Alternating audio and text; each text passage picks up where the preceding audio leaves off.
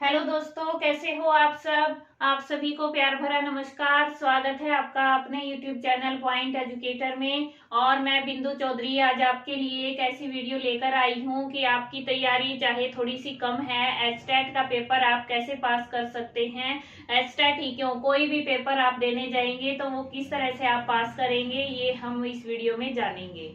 और अगर सबसे पहले बता देती हूँ कि मैंने कुछ दिन से वीडियो नहीं डाली है। उसका एक रीजन था, मेरी तबीयत खराब थी और मैंने विजडम मोलर निकलवाई है, अपनी जाड़ निकलवाई है, तो उसमें पेन हो रहा था। आज भी पेन था, लेकिन ये वीडियो मैंने इसलिए बनानी उचित समझी कि इतने दिन से तैयारी करवा रही थी आप सबकी, और लास्ट टाइम में अगर आपके लिए ये वीडियो नहीं डाली तो कई बच्चों की हेल्प नहीं होगी और उनको मोटिवेशन नहीं मिलेगा।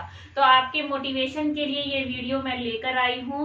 और पूरी वीडियो को ध्यान से देखना कि मैं क्या बताने वाली हूँ। आपके इस वीडियो को देखने से ही अगर उस तरीके से आप पेपर करेंगे तो कम से कम 5 से 10 नंबर बढ़ने की उम्मीद हो जाएगी। ठीक है, तो वीडियो स्टार्ट करते हैं। तो सबसे पहले हम पेपर में जाएंगे। एचटेट का पेपर, एचटेट में कितने क्वेश्चन आएंगे? 150 क्वेश्चन आते हैं। ठीक है, लेने कितने हैं? 90 नंबर लेने हैं पास होने के लिए। अब ये जो 150 हैं, ये आपको पता है सबको, सिलेबस में CDP, Hindi, English, maths, reasoning, GK और सब्जेक्ट, यही होता है हमारा। अगर पीआरटी लेवल है तो सब्जेक्ट में मैथ्स और ईवीएस होता है 60 नंबर का।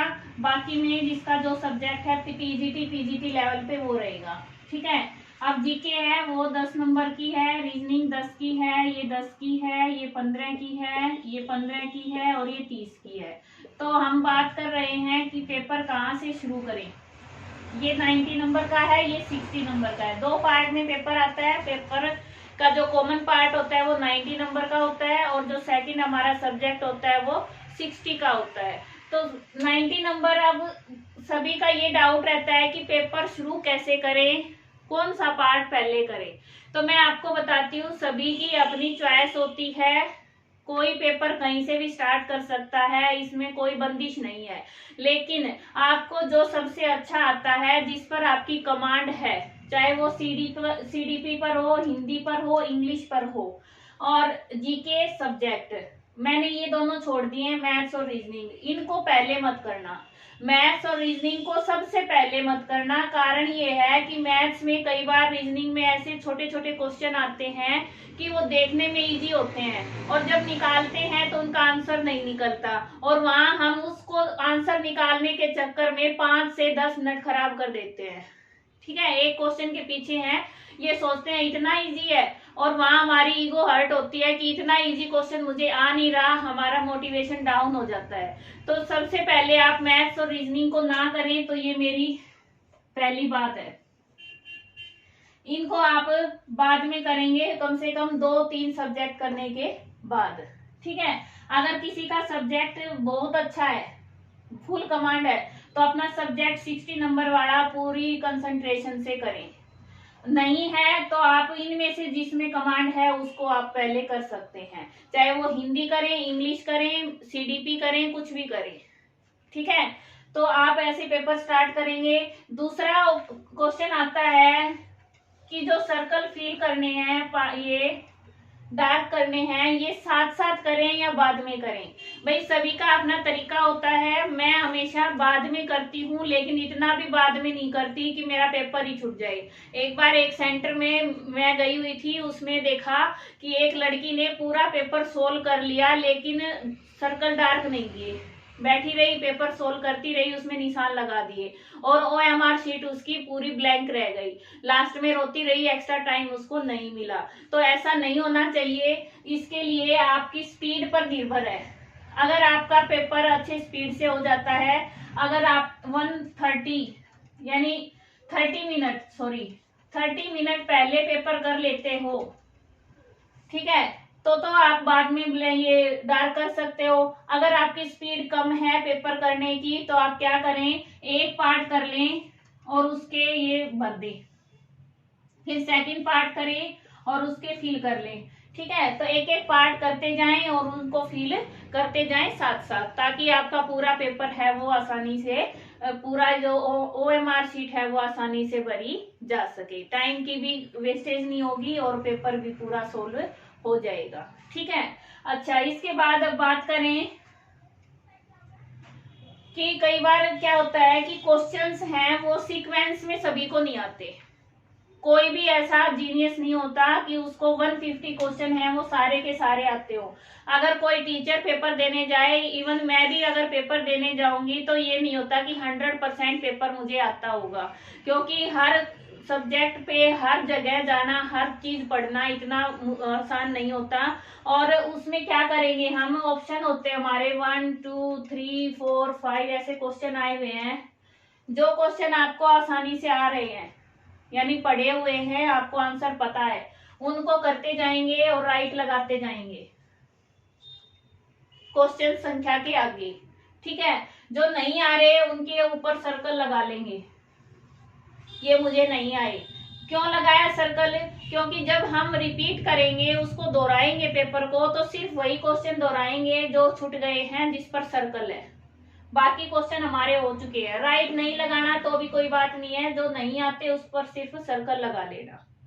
ठीक है, तो वहां टाइम बचेगा, आपको पता चल जाएगा ये क्वेश्चन मेरे बचे हुए हैं, इतने क्वेश्चन बचे हुए हैं। और जब दोबारा से करोगे और वो क्वेश्चन सोल्व हो जाए तो उसको राइट करना ना भूले, ताकि आपको ये कंफर्म हो जाए ये क्वेश्चन मैंने कर दिया है। ठीक है, अच्छा इसके बाद OMR शीट में जो सर्कल डार्क करते हैं उसमें मिस्टेक करते हैं। क्या मिस्टेक होती है,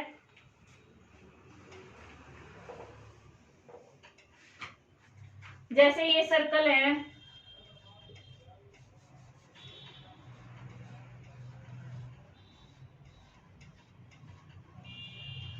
जल्दबाजी में, अब मान लो पहला क्वेश्चन आता है, ये सर्कल मैंने फिल कर दिया, दूसरा भी आता है मैंने फिल कर दिया, ठीक है, तीसरा नहीं आता छोड़ दिया, चौथा आता है, लेकिन चौथे का जो आंसर मान लो A है वो चौथे में भरने की बजाय यहाँ भर दिया, तो आपका ये क्वेश्चन भी गलत हो गया और ये भी गलत हो गया, दो क्वेश्चन गलत हो गए एक सर्कल भरने से। तो आपको सर्कल भरते समय सबसे ज्यादा ध्यान देना है, सीक्वेंस देखनी है, यहाँ जो सीक्वेंस है उसके सामने ऐसे ले जाते हुए पेन को फिर भरना है। ठीक है, सीक्वेंस के सामने ले जाके भरना है, ये नहीं कि इधर से गिन लिए और अपने भरने लग जाए। सीक्वेंस को यहाँ से देखेंगे और फिर उसके सामने ही सर्कल को डार्क करेंगे। बीच में अगर छोड़ रहे हैं, मान लो ये क्वेश्चन आया नहीं, छोड़ दिया हमने, फिर ये भी नहीं आया, अगला आया है, तो ये हमने दो ब्लैंक छोड़े हैं। जब हम लास्ट में भरेंगे तो जल्दबाजी में कम से कम 10 मिनट पहले, अगर तुक्के भी लगाने हैं तो 10 मिनट पहले आपको ये काम करना है कि ये जो बचे हुए हैं ना इनमें ही भरो। ये नहीं कि इसका आप तुक्का लगा रहे हो B पे और इसका C पे लगा दिया, लेकिन इससे नीचे वाला है ना उसका B पे है तो आपने ये भर दिया, तो भी आपका देखो ये रॉन्ग हो गया, ये खाली रह जाएगा। तो डार्क सर्कल करते समय आपको बिल्कुल सावधानी से काम करना है। ठीक है, आप सोचोगे तो बच्चों वाली बातें हैं, लेकिन आप खुद समझदार हैं, पेपर में देखिए आपके हमेशा 2-3 क्वेश्चन ऐसे गलत होते हैं ना। अच्छा इसके बाद अब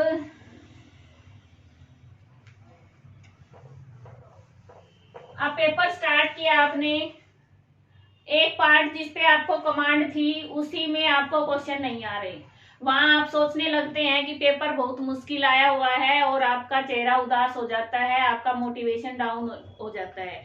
आपको वहां पर अपना मोटिवेशन लेवल हाई रखना है, ये सोचना है कि यही पार्ट मुश्किल है, आगे पेपर आसान है, वो मैं कर सकता हूँ या कर सकती हूँ, तो आपका पेपर और भी अच्छा हो सकता है। अगर आपने ये सोच लिया स्टार्टिंग में ही कि मुझे तो कुछ नहीं आता, मुझे तो ये सब पता नहीं कहाँ से क्वेश्चन आ गए, जो पढ़ा था वो आया ही नहीं है, ऐसा सोच लिया तो आपके आगे के क्वेश्चन हैं उनमें भी पास होना मुश्किल हो जाएगा। और अगर आपने ये सोचा कि सिर्फ यही क्वेश्चन मुश्किल हैं, 150 में से 90 तो फिर भी मुझे आएंगे, ठीक है, तो आप जरूर करोगे। और टारगेट हमेशा 100+ लेके चलते हैं तब 90 आते हैं।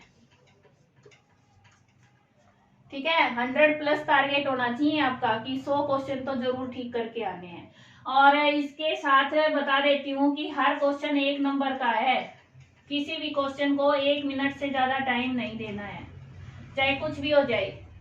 आपको 1 मिनट में क्वेश्चन का आंसर नहीं आ रहा तो आप उसको वहीं छोड़ देंगे, अगला क्वेश्चन करेंगे, ठीक है। क्योंकि बड़ा क्वेश्चन है या छोटा क्वेश्चन है, नंबर तो एक ही आना है।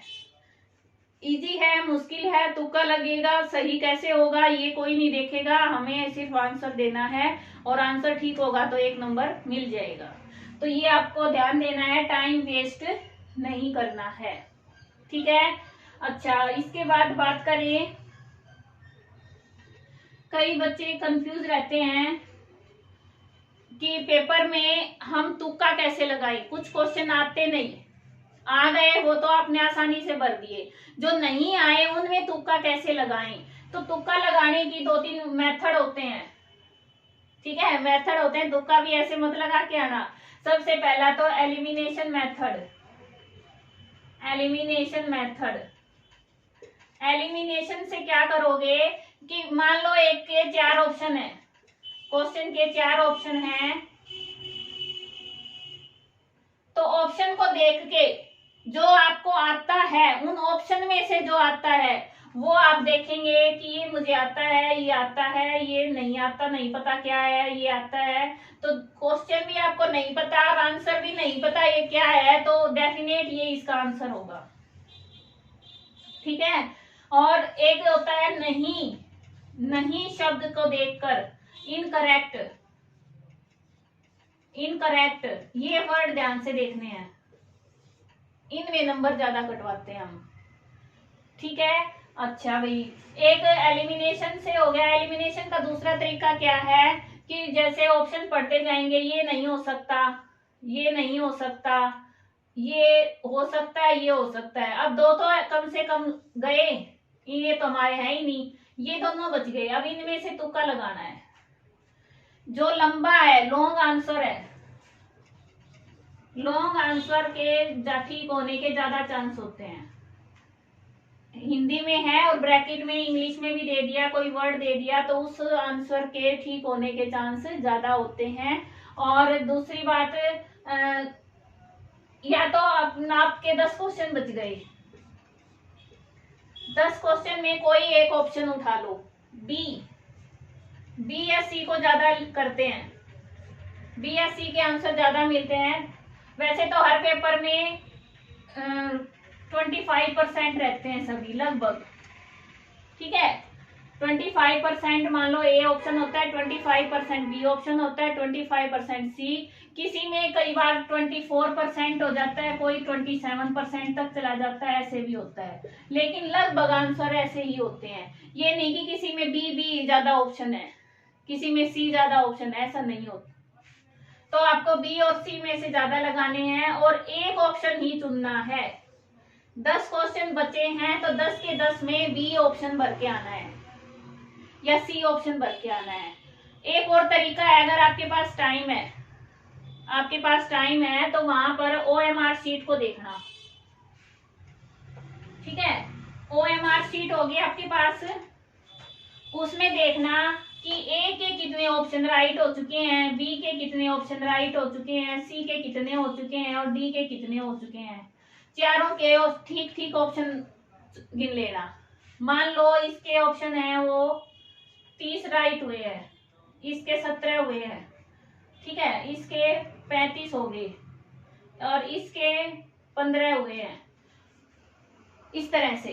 तो अब बी और डी में से आप एक ऑप्शन लेके उसमें निशान लगा के आ सकते हो, उनके ठीक होने के चांस ज्यादा होंगे, क्योंकि इनकी प्रोबेबिलिटी सी के पहले ही ज्यादा हो गए तो सी ऑप्शन के चांस कम हो गए। ये तब करना है जब आपके पास टाइम हो। टाइम नहीं है तो कोई भी एक ऑप्शन ले लेंगे ABCD में से, BC को ज्यादा प्रेफरेंस देना और वो पूरे उसमें जितने क्वेश्चन नहीं आते लास्ट में उसमें भर के आने हैं। ये तब करना है जब आपके पास कोई गुंजाइश ही नहीं है, कोई तुक्का यानी कुछ भी काम नहीं कर रहा, आपको क्वेश्चन आता ही नहीं, वो बिल्कुल ऐसे है कि हो गया तो ठीक है, नहीं हुआ तो भी ठीक है, वहां पर आप ये काम करेंगे। कोई भी एक ऑप्शन को लेकर उस पर निशान लगा के आएंगे, ठीक है। अच्छा भाई, और कोई बात रह गई है तो मैं देख लेती हूँ।